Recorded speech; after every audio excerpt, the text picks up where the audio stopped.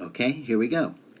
Question 3, solve by completing the square. X squared minus 8x plus 1 equals 10. Now this was kind of a sneaky question because it was framed as a multiple response, but there's really only one correct answer. So we'll start by cleaning up the left-hand side and leaving us with just the first two terms, and that's going to equal 9 now. And to find the constant that we need, we divide negative 8 by 2 and square it. So negative 4 squared is going to be 16, and we will add 16 to both sides. So now we rewrite as a square, so this is x minus 4 squared equals 25. Take the square root of both sides with a plus or minus, and we get x minus 4 equals plus or minus 5. So that would be x equals 4 plus or minus 5. So x equals 9 or x equals negative 1. For the next question, again, we solve by completing the square. So I'm going to clean up the left-hand side, 2x squared minus 20x. I'm going to add 2 to both sides, and that's going to give me negative 48. Now I notice that every number here is divisible by 2, so I'm going to take care of that first. It's not going to change my answers in any way, so I'll have x squared minus 14x equals negative 24. To complete the square, I divide negative 14 by 2 and get 7, square it, and I get 49. And I add 49 to this side as well. So this becomes x minus 7 squared, and this becomes 25. Oh look, 25 again.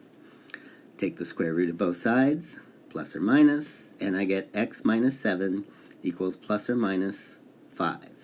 So x equals 7 plus or minus 5. X equals 12, or x equals 2. Question 6. What number must you add to complete the square? You said 121, which is 11 squared. Unfortunately, half of 21 is not 11. So we'll take 21 over 2, and we will square it, and we will get 441 over 4, which is an acceptable answer. You can write your answers in terms of fractions for this question. So be careful there. 22 divided by 2 is 11. Question 12. Oh, fractions. Solved by completing the square. Alright, so again, my strategy is to clean up the left side. We'll subtract 1, which is 4/4, which will leave me with 3/4 over here. Now to complete the square, I take 1, the coefficient on the x term, divide it by 2, so 1/2, and square it. 1/2 squared is 1/4. So I will add 1/4 to both sides.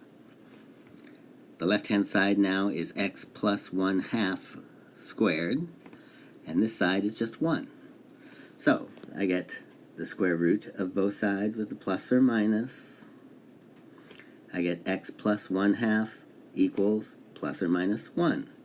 So x equals negative 1/2 plus or minus 1. Negative 1/2 minus 1 is negative 3/2. Negative 1/2 plus 1 is positive 1/2.